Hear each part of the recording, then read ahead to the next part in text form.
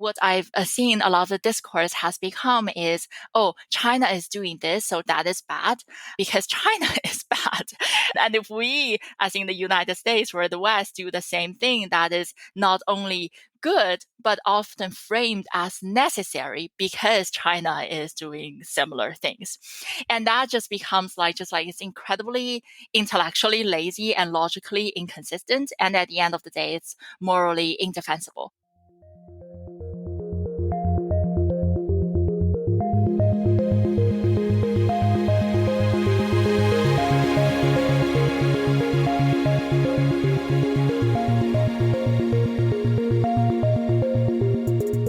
Hello and welcome to Tech Won't Save Us. I'm your host, Marx, and this week my guest is Yangyang Cheng. Yangyang is a research scholar at the Yale Law School and has a history as a particle physicist. She's written for a number of publications, including The New York Times, The Guardian, The Nation, and Wired. In this week's conversation, we're talking about the relationship between the United States and China and how these growing divides between these two countries, pushed for often geopolitical interests, have effects on science and on kind of scientific collaboration between these two countries, but also have kind of broader impacts on societies as narratives designed to, make one country look better than the other, or to make one country's tech industry look like it's kind of benevolent and great, whilst the other one is authoritarian and domineering, are designed not to ensure the public interest and to ensure that we have a good understanding of what these countries and these tech companies and whatnot are actually doing, but to try to get us to kind of be on one side of a growing geopolitical rivalry as, the United States in particular feels that its position in the world is increasingly being threatened by a rising power. And so I wanted to discuss this with Yangyang because she wrote a really fantastic piece, or really a couple fantastic pieces in Wired that I think have a really great perspective on how this works and how she has experienced this as a scientist who came from China and studied in the United States, but also, did work in Europe. And so has a lot of experience with these kind of international collaborations, but has also watched the kind of reception of Chinese science and Chinese scientists change over the time that she has been doing this, as well as kind of observing these broader narratives and shifts that have happened, especially in the past few years, as the United States has been trying to draw a greater divide between itself and China and to present the Chinese government, the Chinese state, and Chinese tech as an inherent threat to the United States and to the US public. But the question then is, of course, who actually benefits from those narratives and from presenting things in that way? Is it really the US public or the Western public or global public that benefits from that? Or is that designed to benefit kind of the national security state, the surveillance interests, the tech companies that are based in the United States, which is, of course, what I think. And that is not to say that everything that China does is absolutely great and fantastic and we should have no concerns there.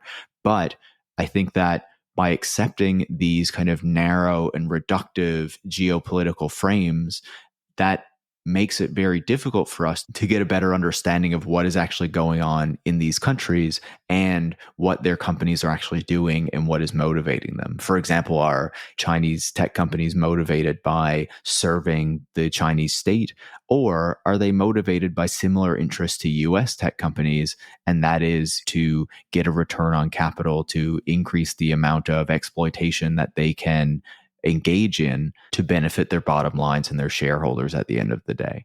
So I really enjoyed this conversation with Yangyang. I think it was very illuminating, and I hope that you enjoy it as well. And I'm really looking forward to reading more of her work in future as she continues to write about these topics. So if you enjoy this conversation, if you feel it gave you a bit of a different perspective on, this kind of rivalry between the US and China, make sure to leave a 5-star review on Apple Podcasts or Spotify. You can also share the show on social media or with any friends or colleagues who you think would learn from it. And if you want to support the work that goes into making the show every single week, you can join supporters like Peter from California, Fred from Montreal, and Chris from Brooklyn by going to patreon.com/techwon'tsave-us, where you can become a supporter as well. Thanks so much and enjoy this week's conversation. Yangyang, welcome to Tech Won't Save Us. Thank you so much for having me. I'm very excited to chat. You had this recent piece in Wired, I guess it was a couple weeks ago now, that I read. And once I read it, I was like, okay, I need to have you on the podcast to dig into this because, obviously the kind of relationship between the US and China is very important now, not just on a broader geopolitical level, but especially when we're talking about tech and kind of the competition between US and Chinese technology companies, right? And the various narratives that we have around how those companies work and their goals and their aims and all these sorts of things. And I thought that your piece gave us a really great perspective, not just on how you have kind of experienced that as an academic who moved from China to the United States, but also kind of what that means on the broader kind of geopolitical level and who this impacts. And so I wanted to start by talking a bit about your experience, and then we can move into those kind of broader critiques and observations that you have. And so you wrote about what it was like to come to the United States as an academic from China and how that has changed since you first made that journey. So can you talk to us a bit about, how the openness of academics from China has changed in the United States and what your experience was like? Thanks so much for this question. So I guess I'll probably answer it since it has a personal angle to it. So I was born and raised in a medium-sized city in central eastern China, and I finished undergraduate in China as a physics major. And I came to the US to pursue my PhD in physics in the fall of 2009. And I was trained as a particle physicist, and I worked on the Large Hadron Collider for over a decade.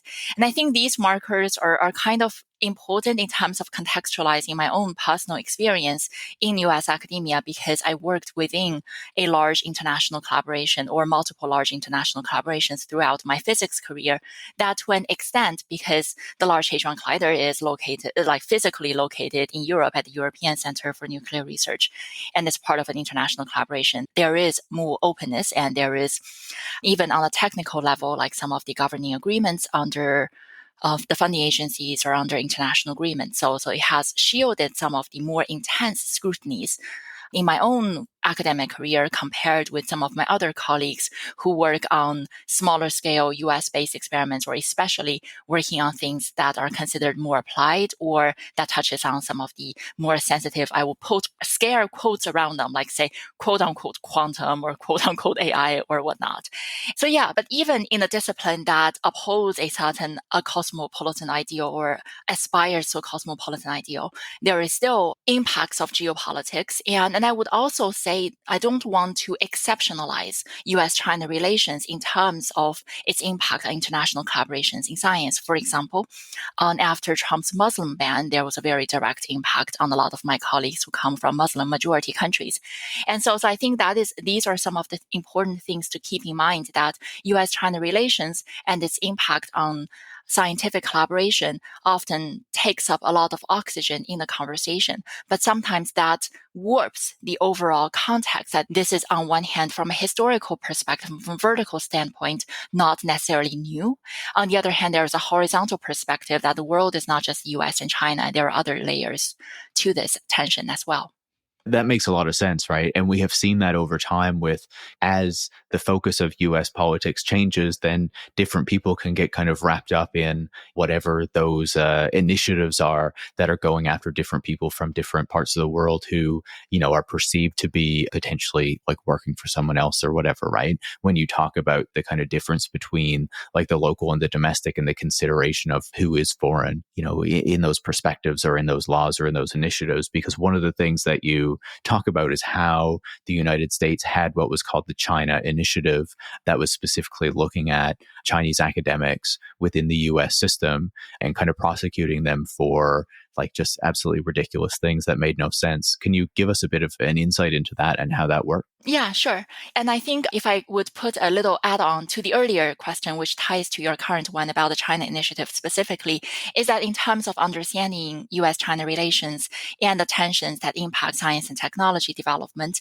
one thing is also like if we recognize countries and their peoples with their full agency, then it's not just the US side unilaterally making decisions or taking steps that damages is the bilateral relationship. There are certainly Chinese entities, including at government levels, institutional levels, or even individuals who have made mistakes, who have done certain things, including cutting off research access and certain things that contributes to this cycle. And with that in mind, coming to the China Initiative. So the China Initiative by itself started under the Trump administration, was formally announced by then Attorney General Jeff Sessions. However, it has a much longer history in terms of the scrutiny on U.S.-China scientific collaborations, or on especially ethnic Chinese scientists working at U.S. institutions. The underlying context to this is more on the Chinese side. For my parents' generation, they would probably be the first generation who came of age in Mao's China. But if they were academics in the 80s, they were the first generation who may be able to go to the United States for work or study in this earlier opening of bilateral scientific exchange between the United States and the People's Republic of China. And of course, on the Chinese government side, when they allowed Chinese students and scientists to go to the United States to work or study, it wasn't altruistic, and it wasn't saying that respecting their freedom of choice, but it was very much hoping that it would be a way to train a younger generation of Chinese scientists, engineers, and tech workers who may be able to come back to China or in some way contribute to the scientific development and educational development in China in direct or indirect ways. However, scientists are also people. And so for decades after that, China was still quite poor, and the resources and conditions for scientific research and higher education are limited. And so Chinese scientists overwhelmingly, when they had the opportunity to go abroad, chose to stay abroad to continue their work, which is all very, very understandable. So I started university in 2005. When I was an undergraduate in China, it was also during, the beginning or the middle of the China's economic boom that the government launched its flagship talent recruitment program that's almost become a slur in U.S. policy circles now, the so-called 1,000 Talent Plan. And it was really just a high-level talent recruitment program to attract overseas scientists. The program itself is not exclusive to Chinese nationals or ethnic Chinese people, though the language often appeals very directly to sentiments of national belonging, saying, especially when the website has been taken offline, but the homepage of the 1,000 Talent Plan before had these lines in Chinese saying, the motherland needs you, the motherland welcomes you, and motherland is waiting for you to come back, and things to that effect. So it was really appealing to sentiments of national belonging. And these are all was welcomed on the U.S. side because the Chinese government was providing different levels of funding for U.S.-based scientists. Majority are ethnic Chinese, but then to go to China to take on different types of research collaborations or visiting professorships or different levels of employment or just honorary titles. What has happened is through this process, and some of that is tied with the nature of Chinese bureaucracy, that there are indeed abuses or neglects in these contracts, that there may be what on the US side would be seen as conflicts of interest in terms of time commitment or financial incentives. And some of that was not necessarily properly reported to funding agencies in the US for US-based scientists in their own employment agreements.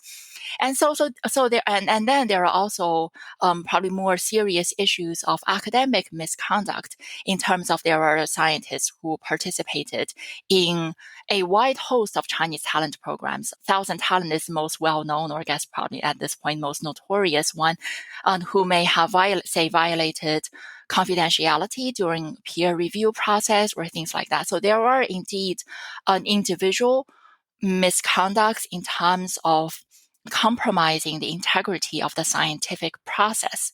And then there are very individual cases. There may be intellectual property infringement. And the United States has been aware of this at some point, but I think the extra scrutiny being placed on it is not proportional to the type of misconduct.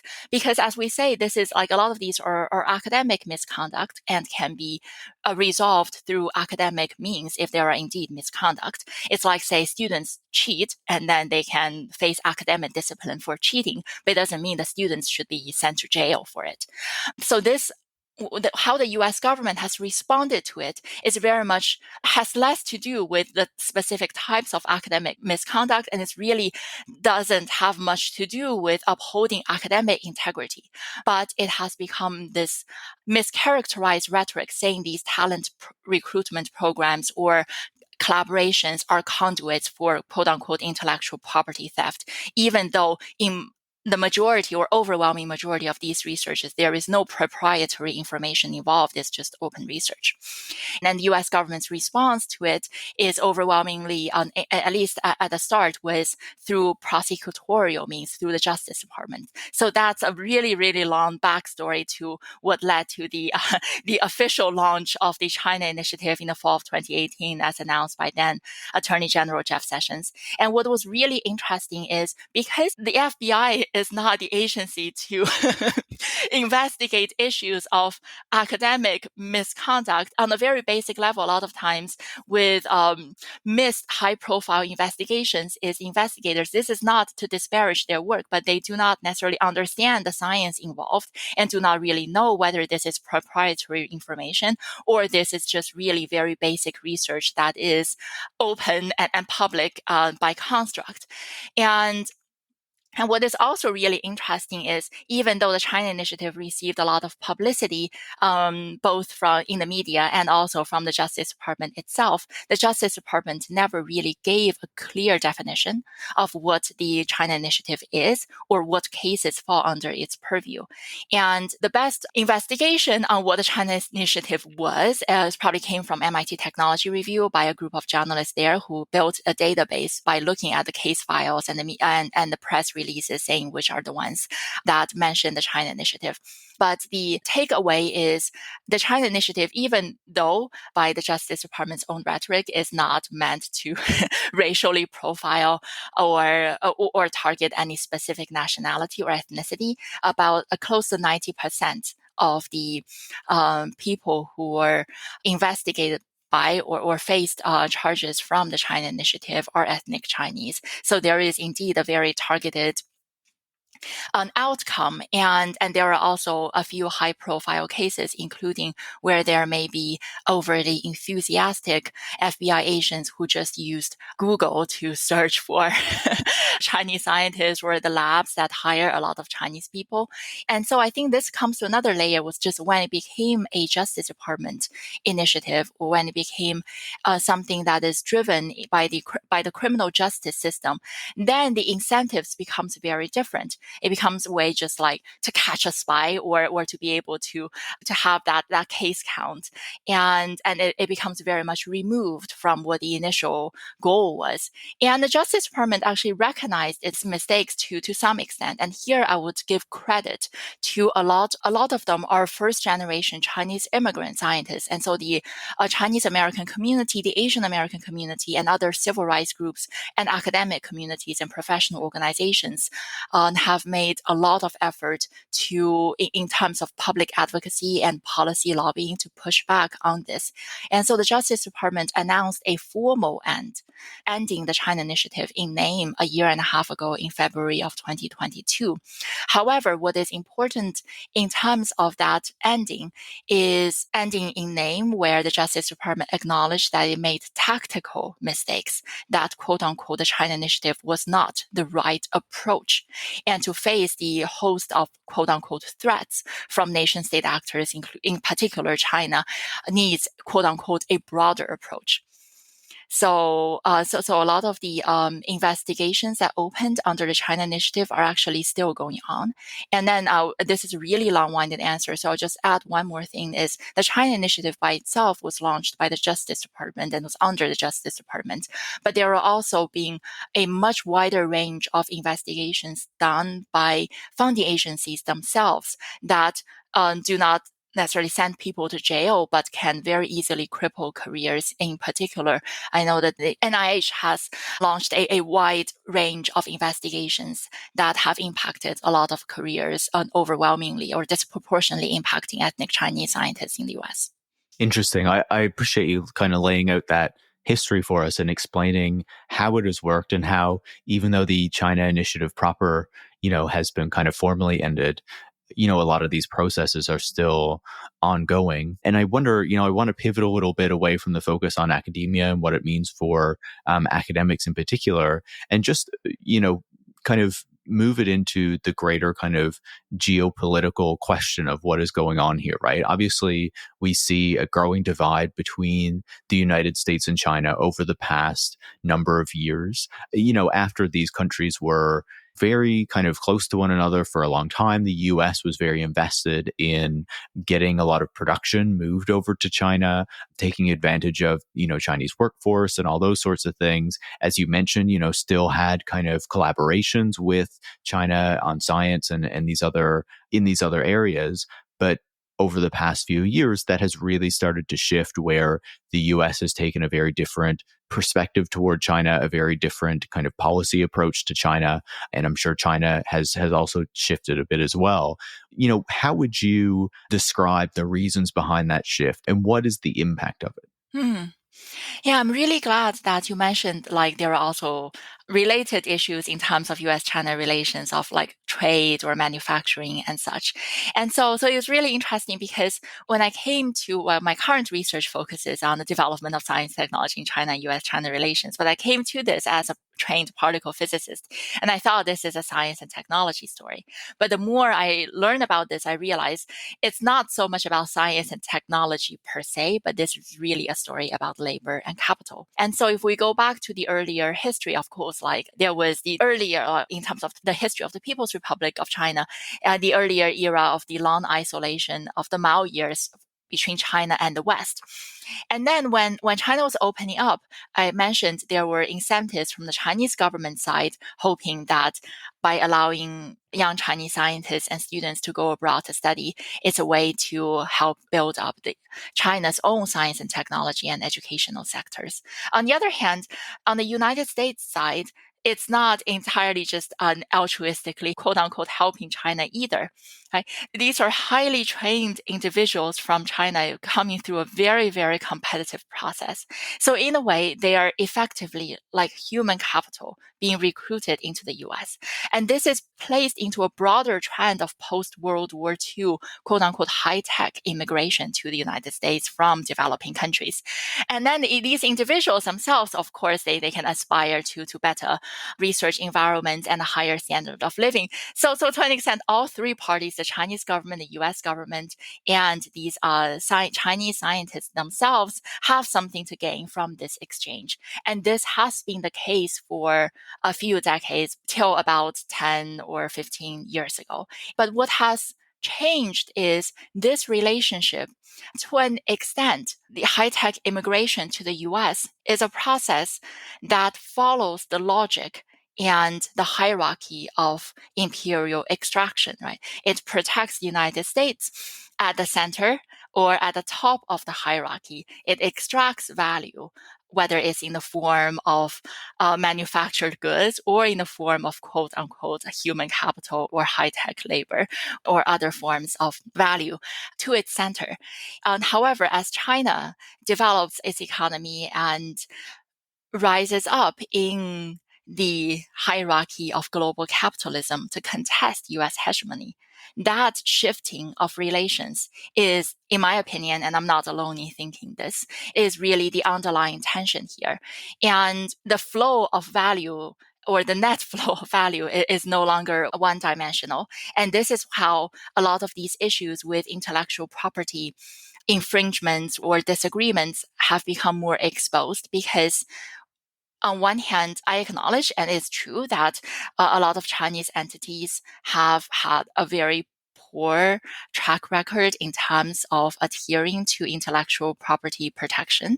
On the other hand, all property, including intellectual property, are constructed concepts, and what is owned or not is constructed. Something can only be stolen if it's owned in the first place, and who owns it and who has access to share it. These are things that are determined by relations of power.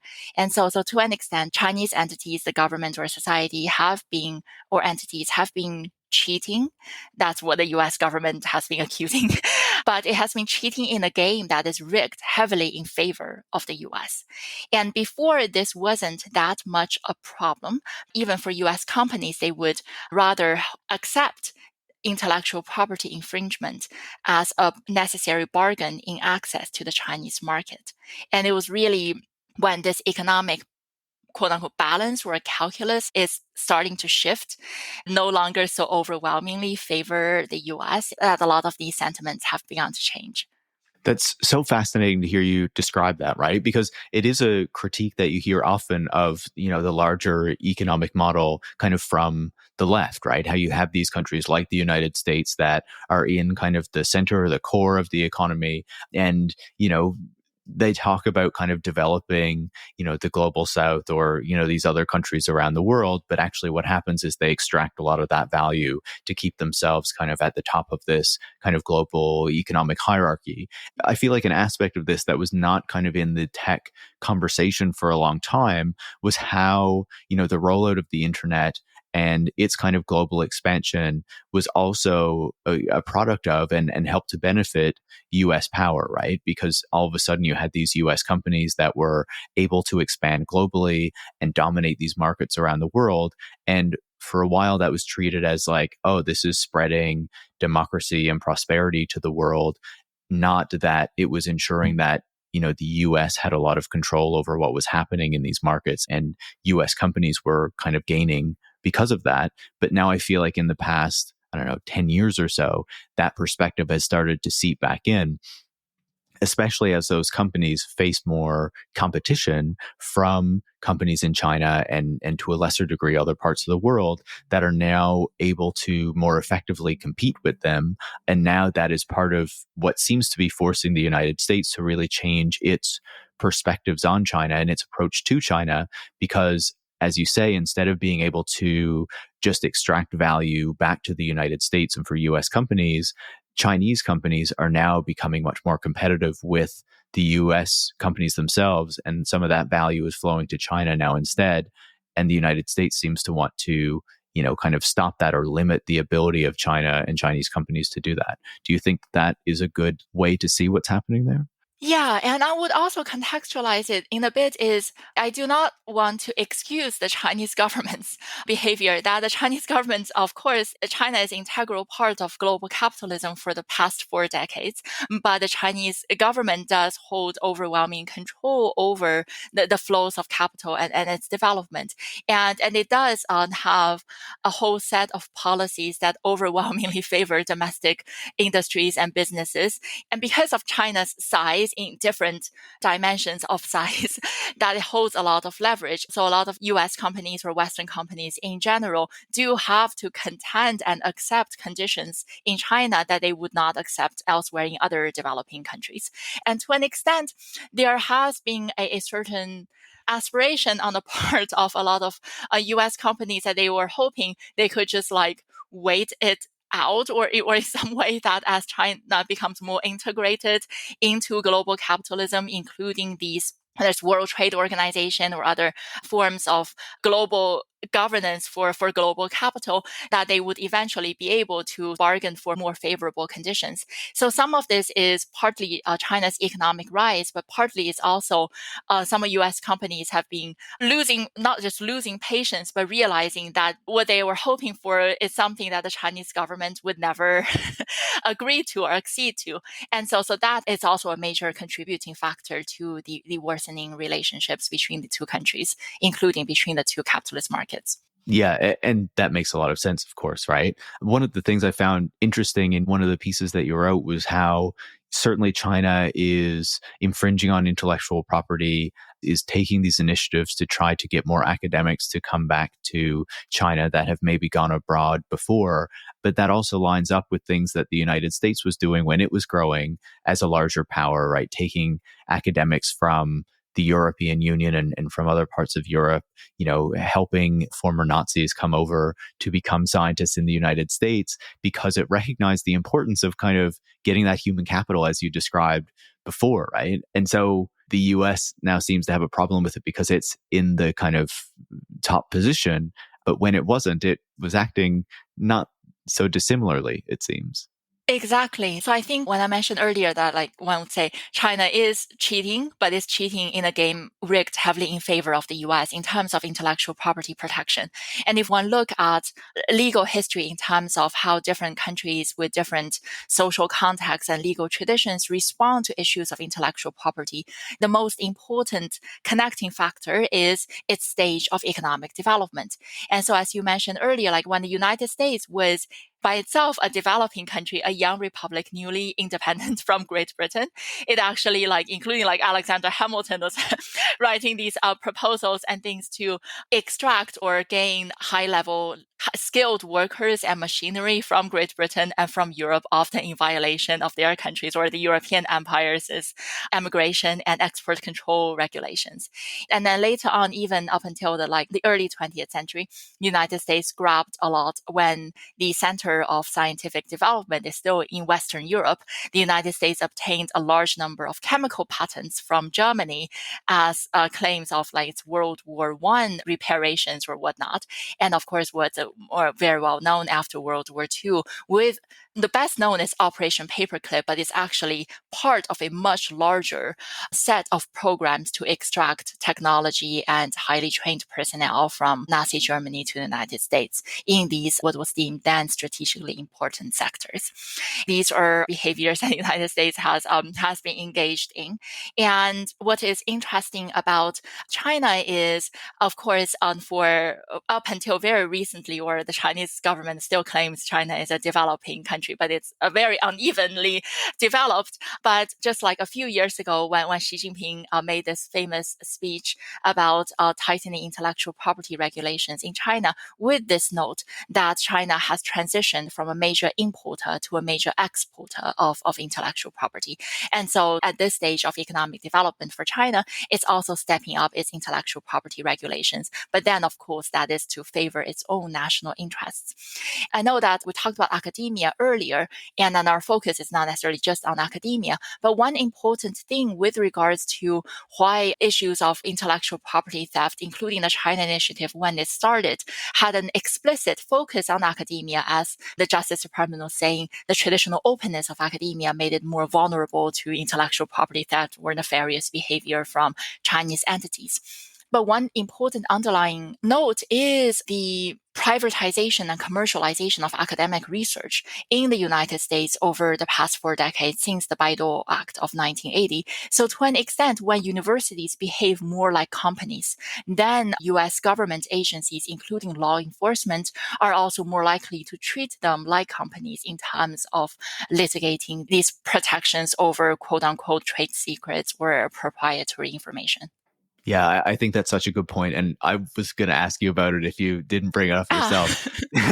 So I'm very happy you did. I think it's important context to understand, right? Because we can sit here in the present and we can say, wow, it's so terrible that, other places are taking intellectual property or whatever, without recognizing that a lot of this work used to be considered kind of just public knowledge, was in the public domain when it was created by universities, which is still where a lot of US kind of research development and especially basic research occurs. But then there's this process to privatize that, to patent it, so that then it can be kind of turned off into companies. And we know, especially in the past number of decades, how universities have been kind of a key part in the kind of startup and tech ecosystem, where you have these students who are creating these things at the universities and then they patent them and then they, kind of churn off their startup out of academic work that they were doing. Google, of course, famously was founded that way. And so you see this kind of very distinct shift that begins to happen, and that is particularly promoted by certain universities before it's adopted as a wider standard. Yeah, exactly. So on one hand, on the university level, this commercialization of research also has a direct impact on what kind of questions are being pursued or being prioritized, right? So it has much more profound impact than just very specific individual patents or ownership by itself. On the other hand, there is also, when we were talking about the recent history of shifts in intellectual property protection, another important point is 1996 was when the Economic Espionage Act was signed into law by Bill Clinton. And this was when intellectual property or trade secret theft became a federal crime.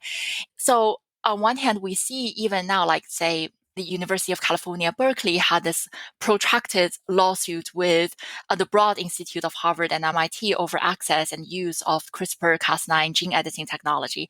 And so this sounds pretty wild. It's like this is a public university. And another institution of higher learning with a lot of the research funding are from the public. Why would they sue each other over a piece of technology that is intended in a sense for medicine? So it's for the public good. And so that exposes some of the fundamental fallacy in terms of like, okay, there is interest, but whose interest and who is really benefiting? On the other hand, what is interesting about this is also intellectual property theft or like trade secret infringements do not necessarily have to be a crime. And still, in general, before the Economic Espionage Act, and even after, a lot of these cases are being litigated in civil suits where the companies or the universities or just individuals themselves would bear the legal cost and take the resources to argue for their own profits or rights or whatnot. However, in particular, when it has a geopolitical context between the US and China, and we see a lot of these cases become criminalized, and it's in effect like the federal government, its public resources being used to pursue certain ends that may only be like a private company's benefit. Capitalism is by construct deterritorializing, so capital can flow. Several years ago, the US government launched this multi-year investigation over a Chinese-born corn thief in Iowa because he was stealing proprietary information of this gene-edited corn seed from Monsanto. And he was indeed guilty that he did steal the corn seeds on behalf of his Chinese employer. And there was like spy planes over cornfields in Iowa and a FISA warrant and all these things. But in the end, this guy was found guilty and was sentenced to prison. And because he's actually not a US citizen, so he's subject to deportation and everything. But on the other hand, Monsanto was later acquired by the German company Bayer, right? And so the US government devoted so much federal resources to pursue an end to something that one can argue may not be American at all. And even if the company remains quote unquote American, who is actually benefiting from this action? I think these are some of the more fundamental questions that needs to be asked when a lot of the current discourse seems to be constrained to just like procedural compliance or the technicalities of the legality itself. Yeah, it makes me think about how like sovereign wealth funds and Saudi Arabia and places like that invest so much in aspects of kind of Western economies, but then we criticize other states and we don't like them to be involved. But there are these other actors that just because we consider them Western allies, then it's okay for them to be involved, even though on a political level, there are very similar criticisms kind of leveled at them around human rights and whatnot, regardless of what is actually going on there. But I wanted to pivot a little bit. I wanted to make one note that I forgot to make earlier, and that is just to say that, we were talking about Operation Paperclip and the US kind of taking scientists from Nazi Germany, but I think it's important to note that it wasn't just the United States doing that. The Soviet Union was as well. Other Western powers were. Yeah, Britain and France, yes. Exactly. Just to be very clear that it's not just the United States doing these things. Like any of the major powers are trying to increase the kind of skill or kind of technological knowledge that they have, especially when they're in those moments of kind of more clear kind of multipolar competition as it was at that point and as we seem to be moving into at this moment. But in one of your pieces, you also talked about how nationalism moving into science also has effects on the type of things that science pursues, and these ideas that countries or states own particular people, own particular expertise, own particular technologies, as we're talking about with intellectual property, also has impacts on the type of work that is done, how science is perceived. Can you talk to us a bit about the impacts of that and the potential drawbacks when this kind of nationalist rhetoric is so pervasive within the scientific community? Yeah, absolutely. And I think it was it's really interesting since earlier you mentioned how the US government treats the same behavior from other countries differently depending on its own geopolitical objectives and whether that country is considered an ally or an adversary. It is very explicitly part of the risk assessment metric by some US funding agencies and government entities in terms of governing a scientific collaboration. So this is as like the evolution of the China initiative rather than giving this kind of prosecutorial approach to streamline some disclosure requirements, and like transparency is a good thing, but some of these requirements also have a very explicit geopolitical aim in it, in terms of like collaboration with an ally versus collaboration with an adversary have different risk scores. But then that is subjecting academic research to the whims of geopolitics. And so what I've found, I guess that was probably the most worrying to me, is not necessarily how much collaboration takes place between these two countries per se. And I think sometimes when the conversation is so focused on, oh, is this good for science or is this good for collaboration, there is an underlying assumption that science is by default good or desirable and collaboration is by default good and desirable. And I do not think it is the case, right? The Chinese government, of course, has been using a lot of technologies for human rights abuses, for state surveillance, and for US entities to collaborate on these. They are also complicit. But what is important is that ethical or moral objection is based on the use of that technology. It's not based on the users. And what I've seen a lot of the discourse has become is, oh, China is doing this, so that is bad because China is bad. And if we, as in the United States or the West, do the same thing, that is not only good, but often framed as necessary because China is doing similar things. And that just becomes like it's incredibly intellectually lazy and logically inconsistent. And at the end of the day, it's morally indefensible. And I think some of that also tied to what I talked about in my latest piece that you mentioned at the beginning. Thank you so much for reading it and sharing it, is the ethnicization of the idea of espionage. And that has its roots in this centuries-old Orientalism.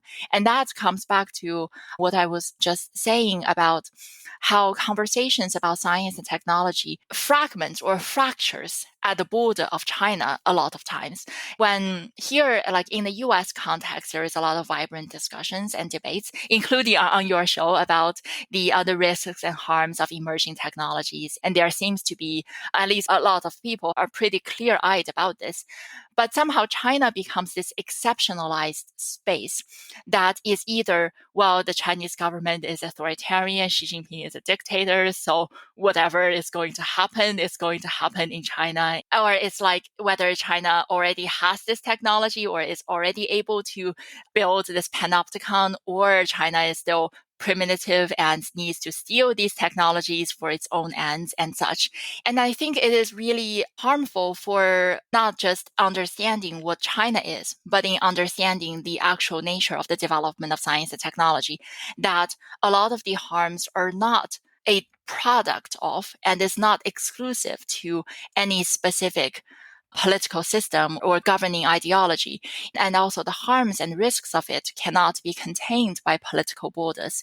And so if China, with its size and its weight, if it's not exceptionalized and being seen as this externalized other that can be separated from the rest of the world, but it's actually recognized for what it is, that is an integral part of the world, including of global capitalism and the overall development of science and technology, then actually people, even if they only care about what is happening in the US, can gain a much better understanding of how these technologies are actually being developed, what are the harms and benefits, and what are the different layers of complexities with regards to the development of science and technology.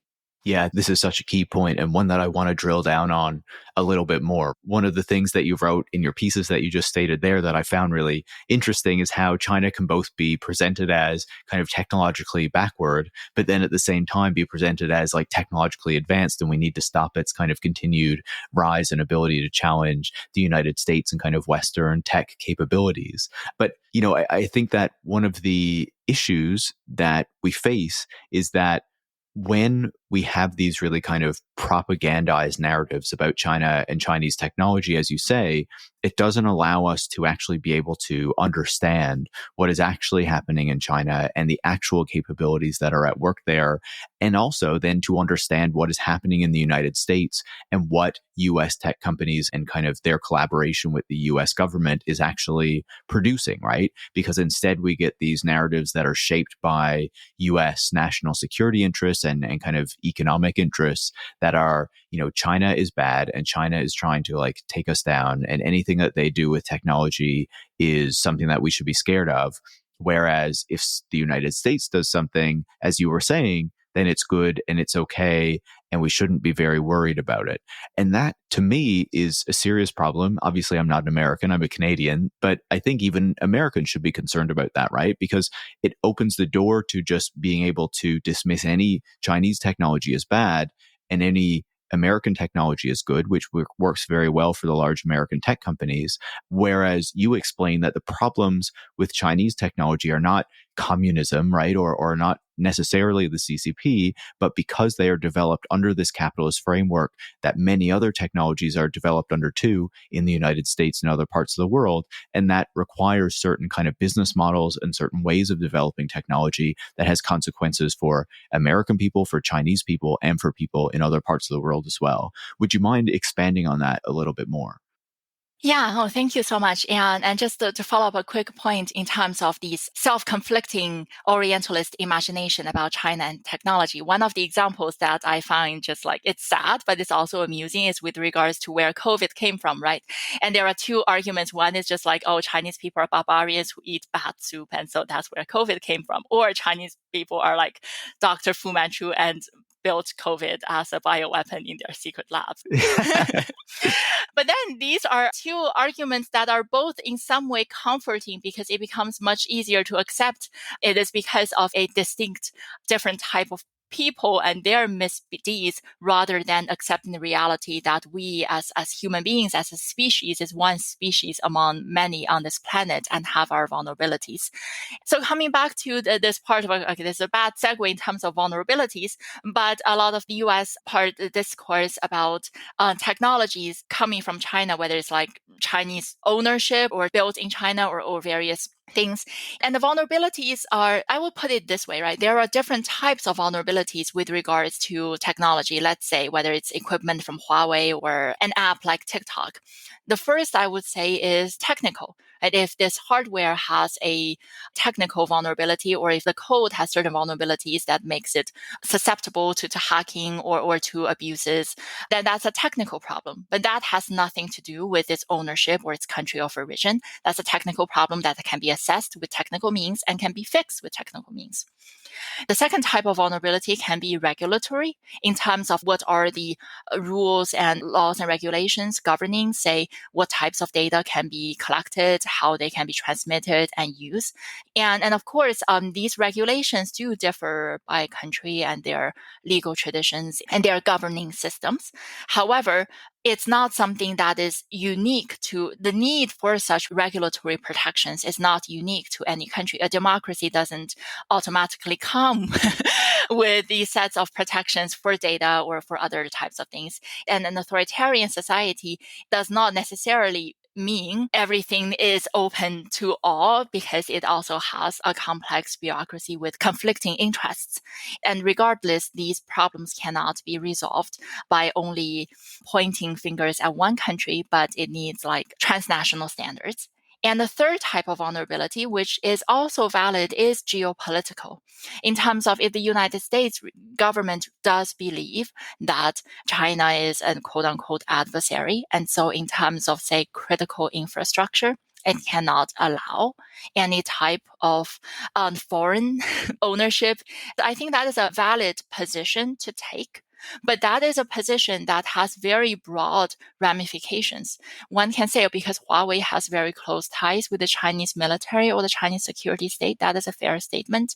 So if one say Huawei equipment should not be in some of the most secured rooms in the US government, I think that is a fair position to take. But that is a position, on one hand, is very, very specific. On the other hand, it can also be applied the other way around because major US tech firms and the electronic firms also have very close ties with the US security state. And that argument can be laid against itself. So what has happened now in the US discourse is effectively the argument being made is in essence geopolitical, but it is being used as an excuse to evade the earlier two types of broader vulnerabilities in terms of the technical vulnerabilities or the regulatory lack. And what has happened is the only geopolitical response, which is like banning Chinese stuff, becomes the only response that has taken out the discourse space to actually address the technical and the regulatory aspects of it. Yeah, I think it's a really important point to make, right? Especially when you consider like the United States and many of its companies have similar vulnerabilities and problems as, kind of the tech companies that you'd be looking at from China, but we're expected not to be concerned about those things, as you say, links to the US national security state and security apparatuses, because the United States is supposed to be, the good democracy country that we're all supposed to be okay with, even as we know that its companies have done a number of things that we have problems with around the world and have helped to kind of expand or encourage the expansion of American power as they have spread into other countries. And as you say, I agree with you. I think that it does make sense if the United States wants to say, we don't want Huawei in critical infrastructure.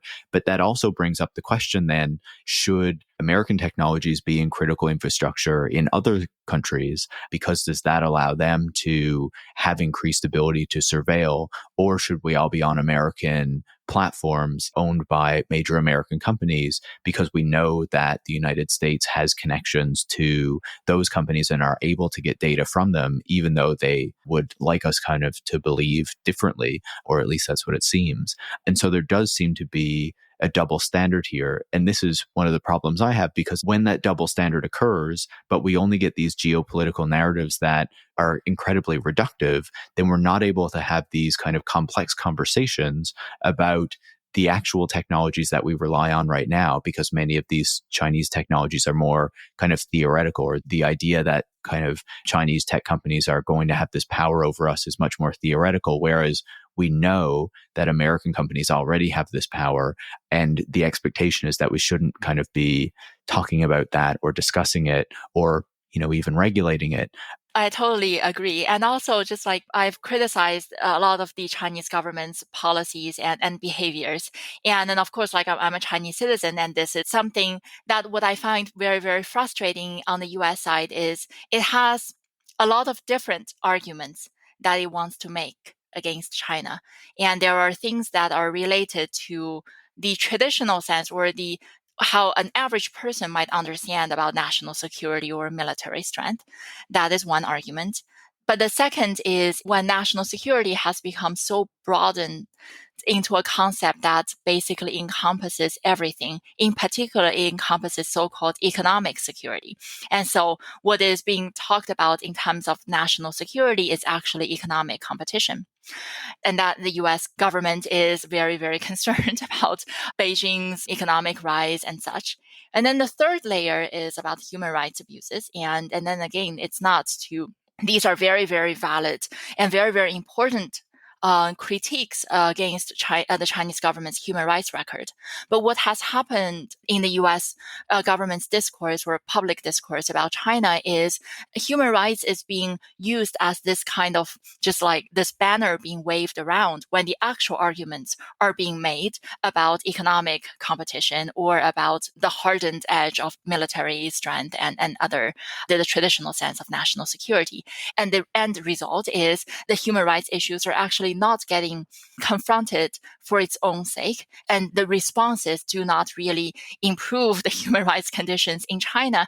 And what can lead to is it actually unharms civil liberties and other human rights conditions here in the US. Absolutely. And, we obviously see that we need to be focused on these human rights abuses wherever they're happening in the world. But the US government, very frequently uses the fact that human rights abuses are happening in countries that are not its allies to, position them as being bad, but then will ignore similar human rights abuses in countries that it is allied with, and even downplay the fact that it has its own very serious human rights abuses that are happening within its own country. And that's not to do a kind of a whataboutism and say, oh, well, we shouldn't be concerned about things that China is doing. No, we absolutely should.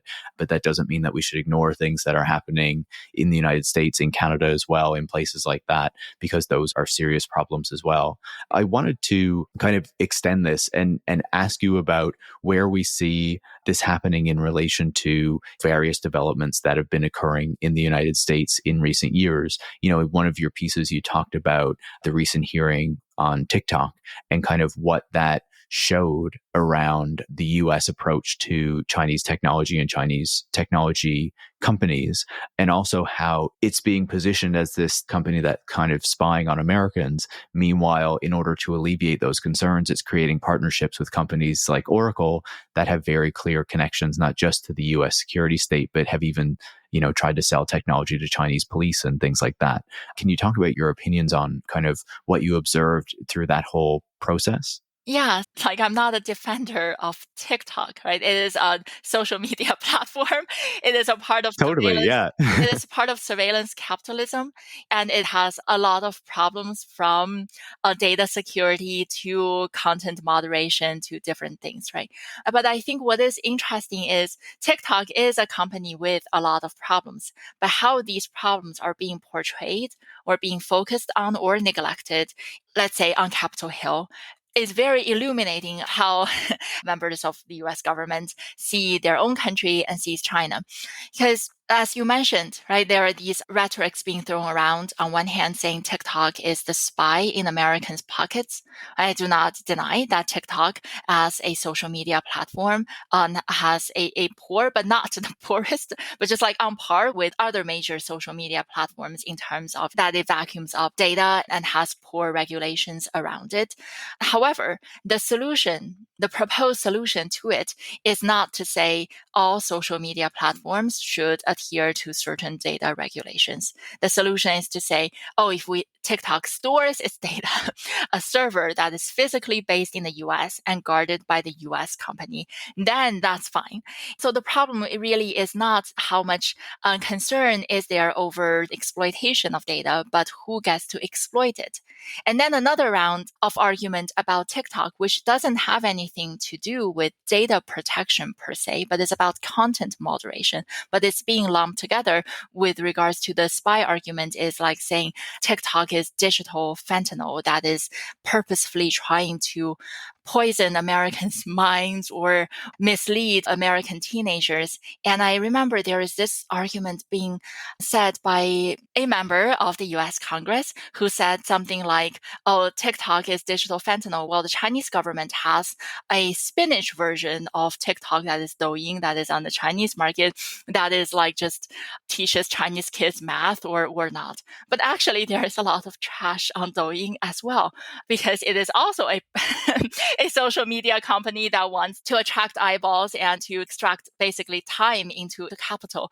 On the other hand, the reason there are certain content that is available in the US and not on TikTok and not on Douyin is because there is no free expression in China, and these platforms do face very, very stringent content moderations. And so the argument is really not self-consistent, that on one hand, TikTok is bad because it comes from an authoritarian government. On the other hand, TikTok is bad because there is not enough authoritarian control over it as its Chinese counterpart.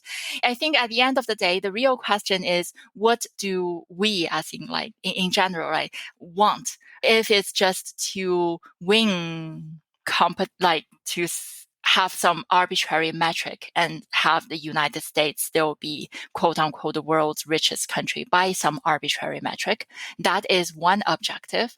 But that is a very narrow objective, and that is not an objective, I would say, that serves the public good.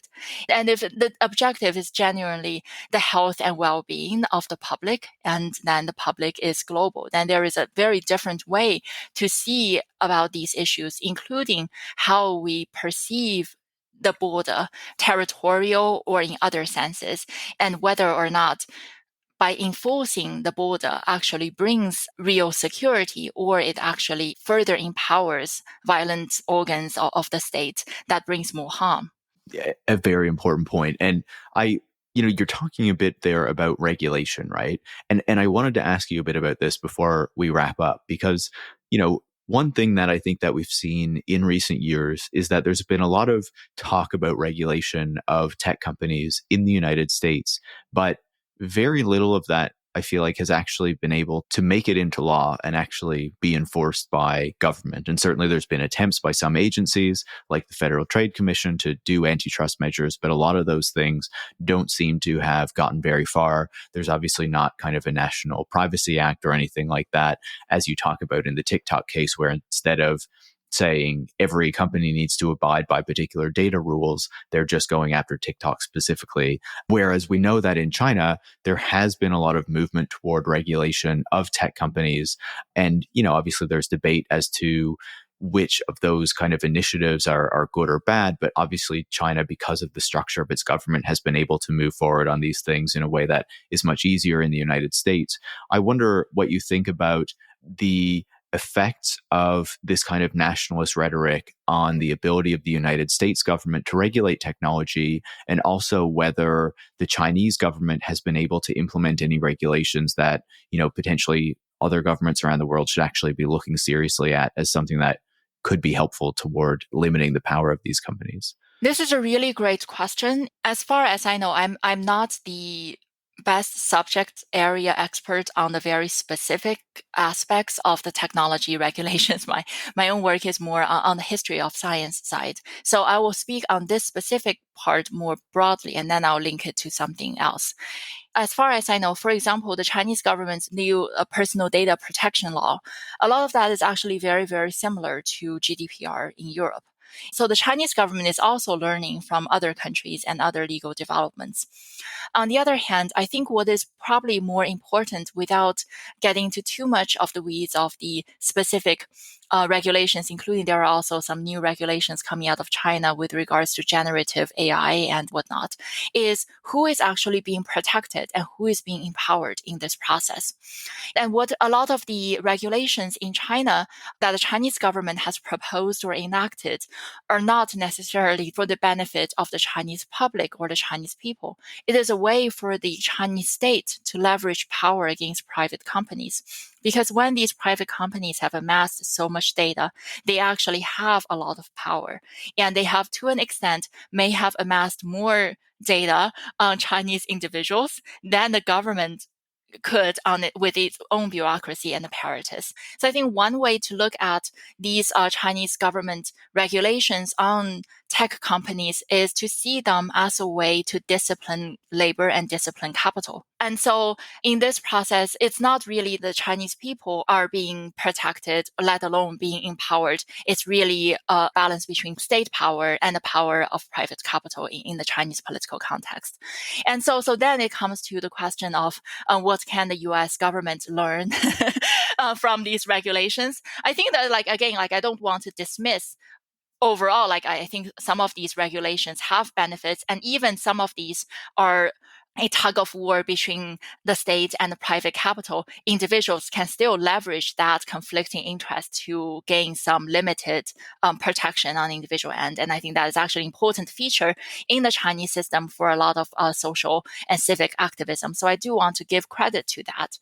On the other hand, I think on the US government side, there are certainly things to be learned from new regulations, whether it's coming out of China, coming out of Europe, or other countries, including some of these discussions are happening in the quote unquote the developing world or the global south. They're actually very illuminating discussions. But on the other hand, I also do want to caution, because coming to the earlier point about TikTok, or a lot of these, I don't necessarily want to use the term fear mongering, but a lot of the, let's say, hyped up rhetoric about the capabilities of Chinese tech companies or whatnot are projections.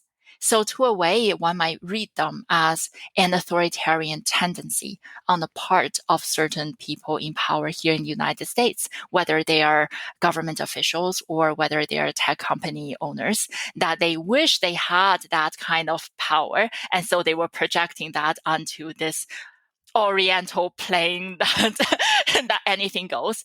So I think that is something to take note of and to be very aware of, that I do not want the regulatory process in the US to become something that to an extent mirrors China's. Some of these policies, even like on the industrial policy front, some of that kind of like do mirror the Chinese government's policies of even like domestic protectionism for domestic industries. I do want like to have the emphasis back to how the public, how their interests are being prioritized, how they are actually being empowered in this process.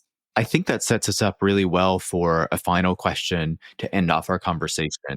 And I do like because I think it makes so many great points that I think lead us into something to really start to close this off, right? And that is, we've talked a lot about how nationalism is fueling a lot of the narratives that we have around technology and geopolitical competition, how that affects academia, but also how that has broader effects through the economy, and ultimately isn't focused on what is best for the public, but what is best for particular governments and particular kind of corporate sectors that have the ear of government and are able to kind of use the power of the state for their interests. And so my final question is really, where do you see all this going, and who ultimately benefits from having this kind of divide and these kind of nationalist terms framed around the US and China and kind of the tech industries of both countries? This is a difficult question. And also in the sense is I myself am always very reluctant to answer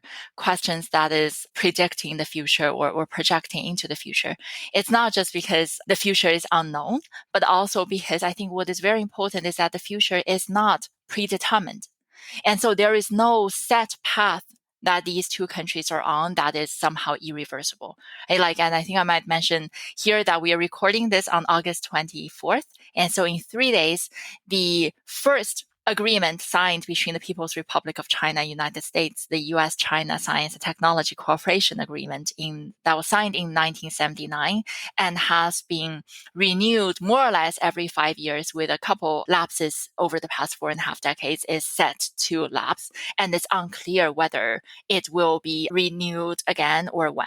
And I think what is interesting is, as I mentioned earlier, this agreement has lapsed before, most notably in the immediate aftermath of the Tiananmen crackdown. And then it was renewed again in 1991 with added intellectual property protection agreements. And then it was lapsed for a few months during the Trump administration, and it was renewed again, but then backdated to cover the part where it lapsed. And so I guess when this podcast airs, it would most certainly have expired, but that is not the end of the road. There are certain ways to still mitigate that. And then again, this is only just like, it is one umbrella agreement. And I do not want to get to the technical details of what its expiration actually means.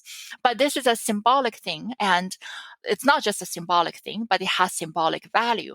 What I have found quite alarming is somehow the rhetoric has coalesced around, this is just another sign or another step of so-called US-China decoupling and whatnot. It seems like, this is regrettable, but this is the trajectory these two superpowers are on.